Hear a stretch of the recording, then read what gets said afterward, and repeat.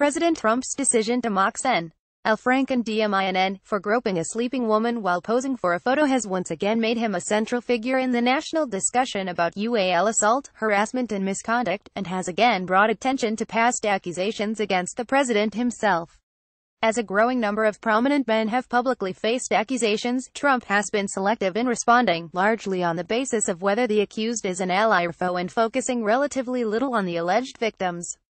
Trump called his own accusers horrible liars and threatened to sue them, while coming to the defense of friends such as political commentator Bill O'Reilly and former Fox News chief executive Roger Ailes, accused of harassment or assault. Trump has also been mostly silent on Republican U.S. Senate candidate Roy Moore of Alabama, who has been accused of initiating a UAL encounter with a 14-year-old girl when he was in his 30s, usually assaulting a 16-year-old waitress and pursuing relationships with at least 5 other teenagers who were much younger than he.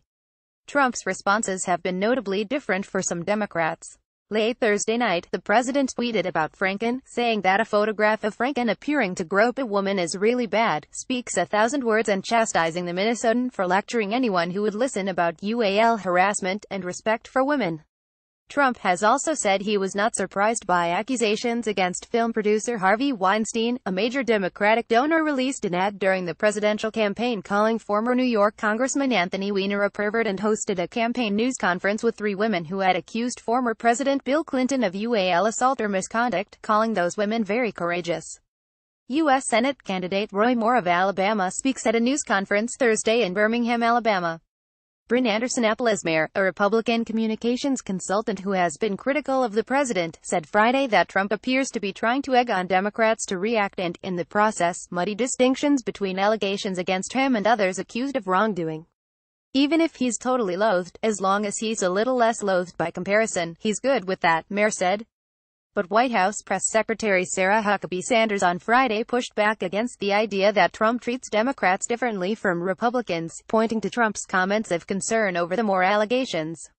Sanders also said that there was a key difference between the accusations against Franken and those against Trump. Senator Franken has admitted wrongdoing, and the president hasn't, Sanders said. I think that's a very clear distinction. Last week, The Washington Post published allegations that Moore initiated a UAL encounter with a 14-year-old girl nearly 4 decades ago when he was in his early 30s, and that he pursued 3 other girls around the same time who were between the ages of 16 and 18. On Monday, another woman held a news conference in New York to accuse Moore of bully assaulting her in the late 1970s when she was 16 and he was in his 30s. And on Wednesday, the Post published the accounts of 2 additional women who say that Moore pursued them in the late 1970s and early 1980s when he was in his 30s and they were teenagers who worked at a mall. One of those women said that she went to a with Moore and that he aggressively kissed her without her permission. During Trump's trip to Asia last week, Sanders told reporters that, like most Americans, the president does not believe we can allow a mere allegation, in this case one from many years ago, to destroy a person's life. However, the president also believes that if these allegations are true, Judge Moore will do the right thing and step aside. On Saturday, Trump told reporters aboard Air Force One that he was sticking with that same statement for now, but he'll have further comment as we go down the road after the trip. Sen. Franken DMinn listens to testimony before the Senate Judiciary Committee on March 7. Melina Marate, Washington Post. Since returning late Tuesday, Trump has not mentioned Moore in any public comments or tweets, and he has ignored questions about Moore that reporters have shouted at him. Sanders said Thursday that Trump considers the allegations against Moore extremely troubling but does not plan to rescind his endorsement and thinks that Alabama voters should be the ones to pick their next senator. The news about Franken broke Thursday morning when radio news anchor Leanne Tweeden, a former model who participated in USO shows and war zones, published an essay accusing the Democrat of aggressively kissing her without her permission and shared a photo that showed Franken appearing to grope her as she slept on a plane wearing a bulletproof vest. Late Thursday night, Trump jumped into the fray. The Al Frankenstein picture is really bad, speaks 1,000 words. Where do his hands go in pictures? 2, 3, 4, 5, 6 while she sleeps, he wrote on Twitter, misspelling the nickname.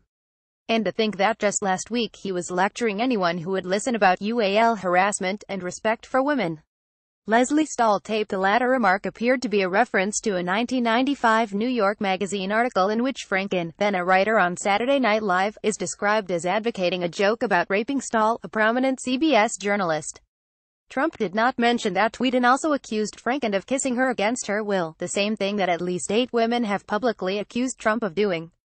The accusations against Trump span from the early 1990s, when beauty pageant organizer Jill Harth alleged in a lawsuit that Trump had repeatedly kissed and groped her against her will, to November 2015, when NBC News reporter Katie Tur says that Trump gave her an unwelcome kiss on the cheek and then bragged about it on air.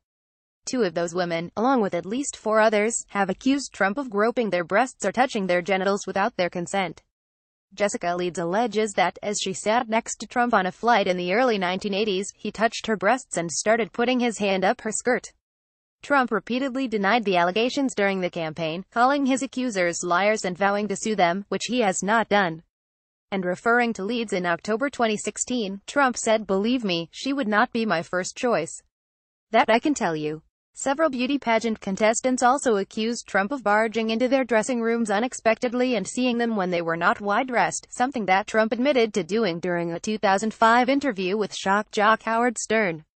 In early October 2016, the Post published audio from an interview Trump did with Access Hollywood in 2005 in which he bragged about kissing women without waiting to see whether they wanted to be kissed and grabbing women by their genitals without asking permission.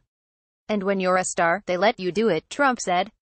"You can do anything." Trump has defended those comments as being locker room banter, although he also issued an apology in which he said the words don't reflect who I am. At the time, Franken criticized Trump for the remarks, "I've been in a lot of locker rooms. I belong to a health club in Minneapolis, you can tell. Our locker room banter is stuff like, is Trump crazy?" In Alabama on Friday, Moore's opponent, Alabama Democratic Senate nominee Doug Jones, said the accusations against Franken are a serious matter and that he supports an ethics investigation. He declined to comment on whether the president should more forcefully address the allegations against Moore. "You just ought to ask the president and his people that, not me," Jones said at a campaign stop at a seafood restaurant in Dothan, Ala. Robbins Carruthers, a Jones supporter who was at the event, said Trump was being hypocritical in his attack on Franken and relative silence on Moore. "He's not the one to be calling Al Franken out on anything," said Carruthers, 56, who works in the cattle industry, "in my opinion." Sean Sullivan in Dothan, Ala, and Herman Wang and Ed O'Keefe in Washington contributed to this report.